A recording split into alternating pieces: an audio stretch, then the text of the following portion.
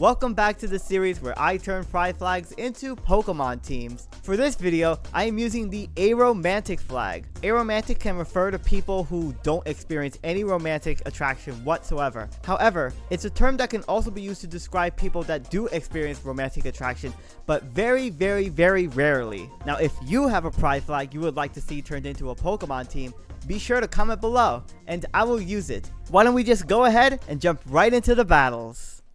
Good morning, afternoon, and evening, lovely people. Today I am using an Aromantic flag team. Now I got suggested to do the Aero Ace flag, but I didn't want to do that flag yet until I did both the asexual flag and the Aromantic flag, and I've done the asexual one. So here's this Aromantic flag team, which I'm really excited about. Now, if you enjoy this kind of content where I do Wi-Fi battles using weird Pokemon teams, or just really interesting Pokemon teams, or Pride Flag teams in general, then please consider subscribing. I would really appreciate it. And with that, let's get right into this first game. Right off the bat, I just want to say these first few turns were so nonsense. So, Kommo-o is going to lead, and I thought, okay, this is a great matchup for my Alcremie, because I could hit this with a Choice Banded player up. This is a physical Alcremie. Unfortunately, I missed turn one, so amazing start. And unfortunately, the Kommo-o also had Iron Head, so my poor Alcremie just got absolutely eviscerated. So I was like, okay, well, I could bring in my my Arboliva here. This is like the centerpiece for my whole team. I'm able to take the Drain Punch, so I was like, okay, this is great. I can fire off a 4-time super effective Alluring Voice on this thing. But they have freaking Soundproof. Oh my gosh, I'm having the worst start imaginable. So the Kommo-o goes for the Belly Drum. That is the most disrespectful Belly Drum ever. Now, like I said, this Arboliva is like the key Pokemon for enabling basically every single other Pokemon that I have on this team. This is an all-out offensive Arboliva, but it has the ability Seed Sower. It summons Grassy Terrain if it's hit, and I have the Terrain Extender to boost the turns of the Grassy Terrain, because my entire team kind of more or less centers around that strategy. Now, this Pokemon has a lot of coverage options that I'm working with. I have Alluring Voice, Earth Power, Terra Blast, and Terrain Pulse, which becomes a Grass-type move if the Grassy Terrain is set up. Now, I don't want to lose my Arboliva either, so I kind of have to go into my Applin, and my Applin just gets punched in the face, and that's the end of it. Oh my gosh. So, this Kommo-o is also going to get a bunch of recovery back, not just from just knocking out my Apple, but also just the Grassy Terrain as well. So I really need to get rid of this thing. So I have my Ogerpon Cornerstone. This is absolutely one of the best Pokemon on my team, and I just absolutely one-shot the Kommo-o with Play Rough. Thank goodness I didn't miss that, by the way. So Primarina comes in. I thought that was really interesting, considering that, you know, I can hit this with a Grass move, but of course they're gonna opt to Terrasilize their Primarina.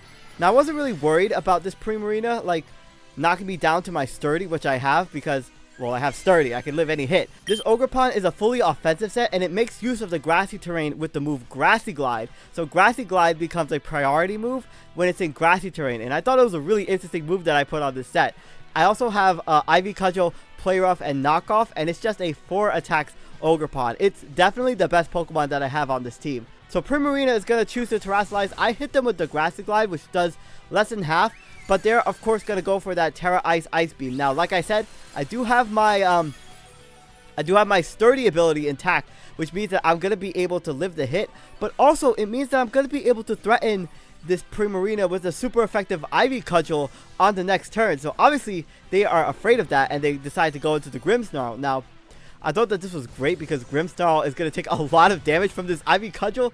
Holy, that did so much damage. And the best part is, with Grassy Glide turning into a priority move, it means that I could out-prioritize Grimmsnarl potentially going for like screens and stuff. So that was a really great KO that I was able to get on my Ogerpon. Now, Incineroar comes in. They're going to Intimidate drop me. Now, I was thinking that this might have like Fake Out or something. And also, Ivy Cudgel wasn't going to KO this Incineroar after an Intimidate drop. So I opted to swap into my Basculin, which unfortunately does get burned, which I kind of had to switch that in. I kind of expected Fake Out, like I said. This is a Choice Scarf Basculin with Adaptability, doubling the damage of my water moves. I actually do really great damage with both Flip Turn and Wave Crash, and I have Terra Ice to boost the power of Ice Fang as well. So my Basculin is going to take some more burn damage, and I thought, well, they might swap out here, but they're going to go into their Metagross here. So I was like, okay, well, I'm not really going to do much with this flip turn at all. And yeah, it does basically nothing. It's also Rocky Helmet. So the truth is, I didn't really have a lot to really deal with this Metagross besides my Ogerpon going for knockoff. But I was worried about this Metagross having Bullet Punch, which thankfully it didn't have, or rather it didn't go for.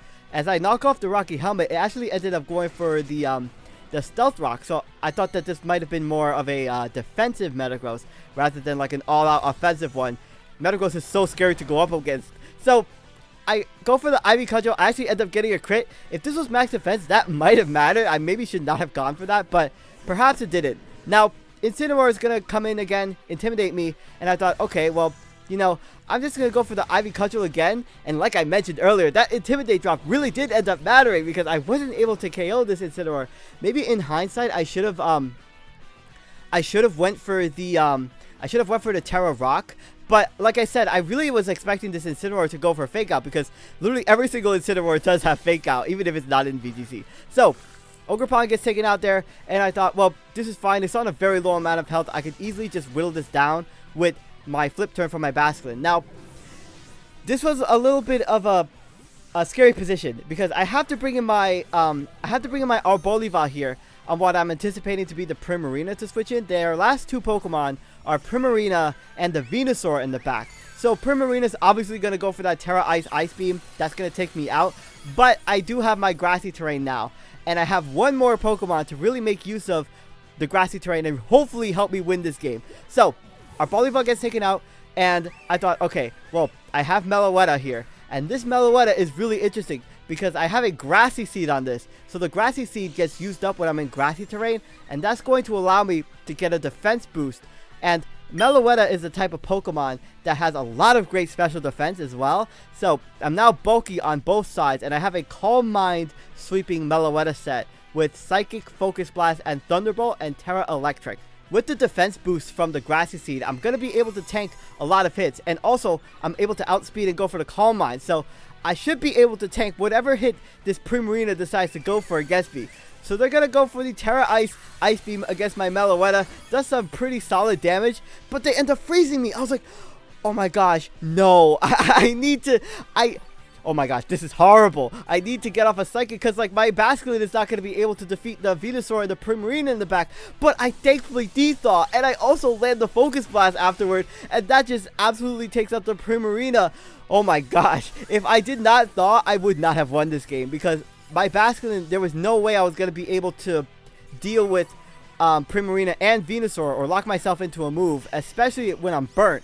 So the last Pokemon is the Venusaur named Thickums, but I don't care how thick you are, I am a +1 Psychic Meloetta, and that takes out the Venusaur. That's the end of that first game. Oh my gosh, that was so scary. There was so many moments of like just absolute hacks in that game. That was, oh my gosh, that was, I'm so happy I got out of that alive. Now, of course, that's going to lead into game number 2. And if you're enjoying this video, please consider hitting the like button. I would really appreciate it. Consider sharing this with anyone you know who could be aromantic as well. Maybe they don't feel any romantic attraction, but they might love this video. I don't know. Anyway, let's get on to the second game. So, my opponent is going to go ahead and lead with the Hotel, this Bastiodon. Never really see this Pokemon, but I have my lead Basculin. Now, I was a bit wary because Bastiodon does get access to Metal Burst, which I was really worried about. So, either way, I decided to go for the flip turn, but Meganium does swap in. So, Meganium is always a problem Pokemon for me. I don't know, even though everybody says it's like the worst starter, I'm always wary about what Meganium could do. Because it could be Swords Dance, it could be Dual Screens, it could be like a bulky Grass type. Unfortunately, they knock off my Terrain Extender. But the good thing about switching into knockoff this turn is that my Grassy Terrain is still going to last for the 8 turns. Despite the fact that I was hit with the knockoff before the Grassy Terrain activated. So, Bastiodon comes in. I'm just going to go for the Terra Blast. I'd stab. And I actually end up getting a critical hit.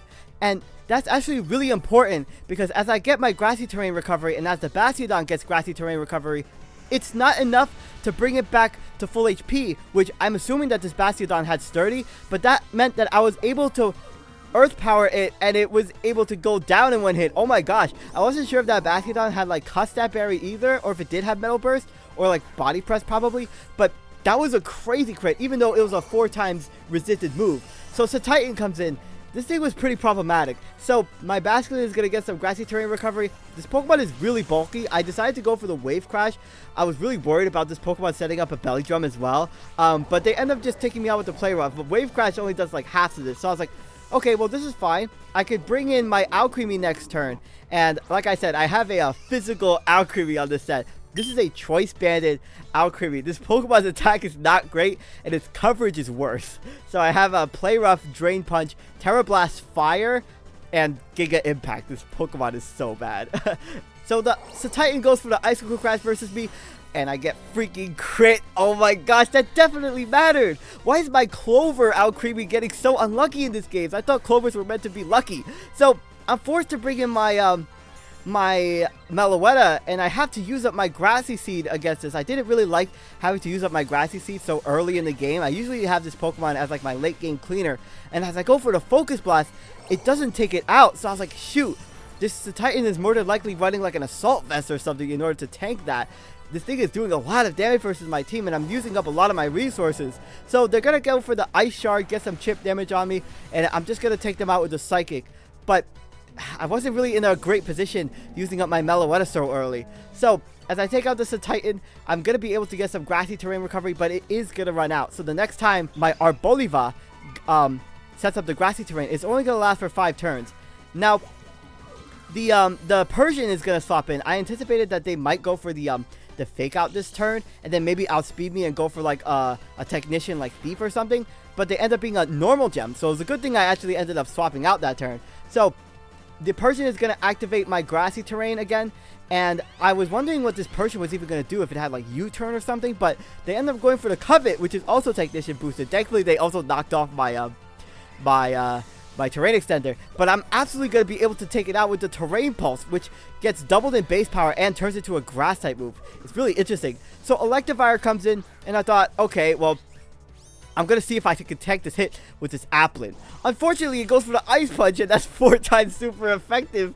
Oh my gosh. So I was really thinking that they might go for like, I don't know, like a fighting type move that turn. Maybe. I'm not sure. So unfortunately, Applin just really doesn't get a chance to shine. I mean, but it's an Applin. So I'm going to end up terrestrializing my Ogerpon this turn. And Terra Rock Ogerpon with the Ivy Cudgel is looking extremely spammable at this point.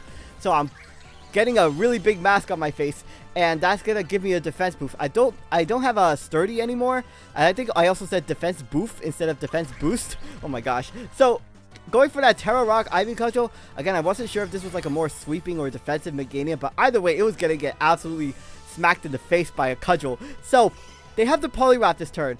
Now I do threaten them with a grass type move, but I was thinking that they might potentially terrestrialize this turn, and they do end up terrestrializing their Poliwrath. So I was like, okay, well, the Terra that I expect from Poliwrath is typically Terra Steel, but this Poliwrath ends up being Terra Grass, which I thought was interesting because I could have just went for a Grass type move and it would still been super effective. So the Poliwrath ends up going for the Terra Ground Earthquake as well, and with the grassy terrain, it's actually gonna half the damage on it's gonna half the damage of Earthquake.